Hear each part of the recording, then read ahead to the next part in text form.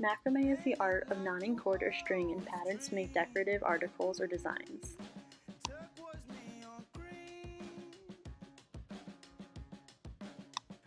Macrame is believed to have originated in the 13th century due to Arab weavers knotting excess thread and yarn along edges of fabrics on bath towels, shawls, and veils. The Spanish word macrame is derived from the Arabic word migrama, meaning striped towel. This art was taken to Spain, Italy, and then to other areas in Europe. It was first introduced to England in the late 17th century. Sailors made macrame during off hours at sea and even sold and bartered them when they landed. This made the art spread to areas such as China and the New World.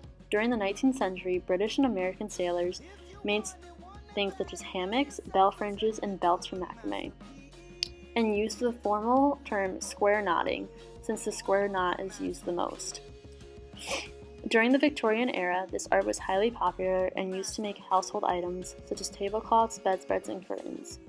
Though this art faded, it regained popularity in the 70s through the creation of wall hangings, clothing, bedspreads, tablecloths, plant hangers, and other furnishings. But by the 80s, it began to fade out. Today, it is still widely used for the use of jewelry such as necklaces, anklets, and bracelets, and focal points are often used when making necklaces, such as using overhand knots.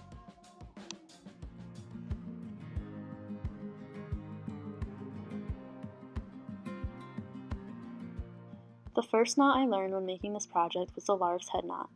The first part of making this knot is to fold the working cord in half, and then to fold the working cord behind and slightly above my holding cord.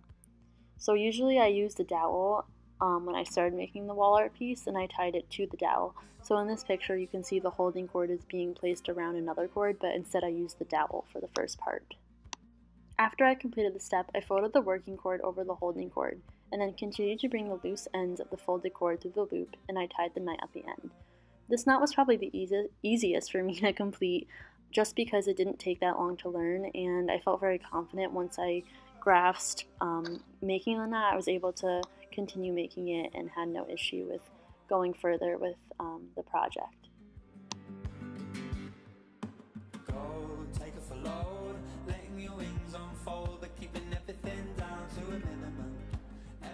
The second knot I learned was the square knot. I secured 2 strands of the cord that are tied in the lark's head knot I previously made. When preparing a square knot, I had to take the left working cord over the 2 center cords and then back under the right cord.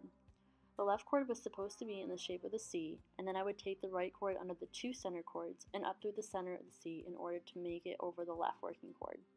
I then pulled both of the cords to tighten and secure the shape. On the opposite side, I take the right working cord over the 2 center cords and then back under the left cord. This is known as the backward C-shaped knot.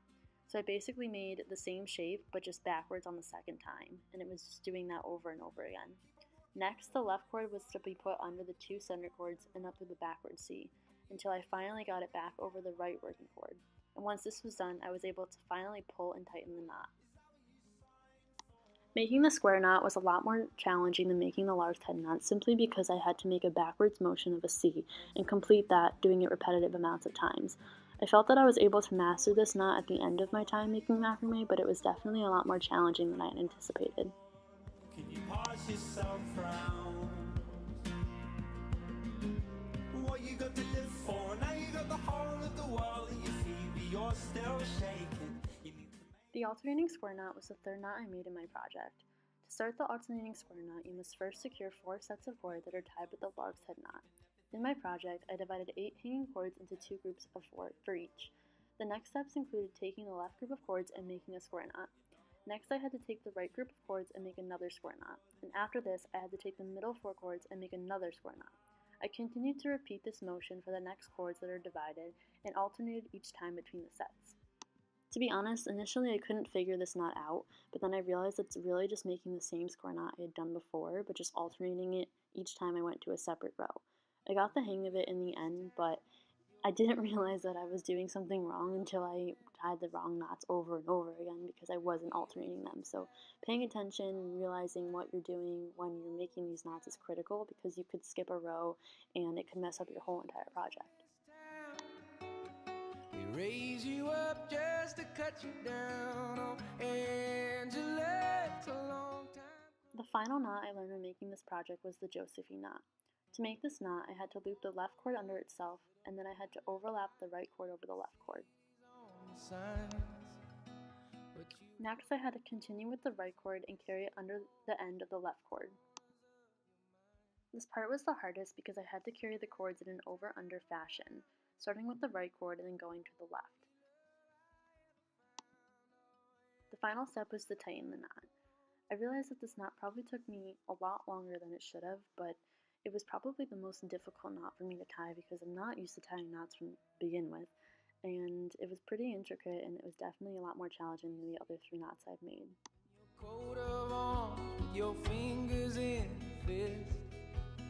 Did you hear the notes, all those When learning this assignment and finishing my project, I realized that although I'm usually a kinesthetic learner out of the art learning styles, I tended to learn how to do this project focusing on how to see visually what I was learning and then apply it to my project.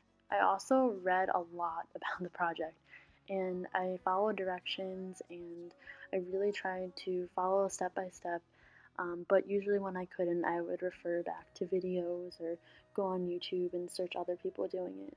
And I really just learn by doing, and I think that when I was able to watch someone do a knot and then apply it in my own way and follow their steps after reading, it made a lot more sense to me.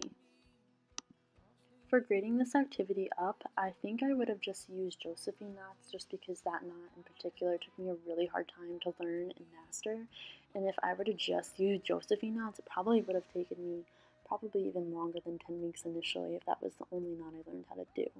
In addition, you can also learn how to do other more intricate knots. These were more of the basic knots, just for beginners, and I think that it was the just right challenge for me just because I've never really done any type of art or craft like this before with tying, so those are 2 ways that I could have graded up the activity.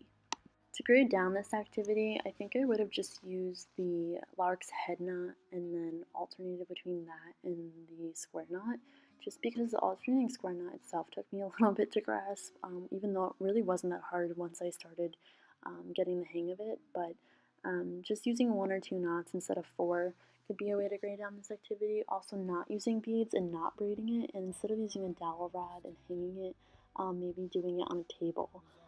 Standing the whole time got a little tiring at times and I have to take breaks just because I wouldn't realize how long I was standing for, and that's something that I didn't take into consideration when I first started the project. When you think of love, do you think of pain? You can tell me what you see. I will choose what I believe. Hold on, darling. This body is yours. This body is yours and mine. Well, hold on, my darling. This mess was yours. Now your mess is mine.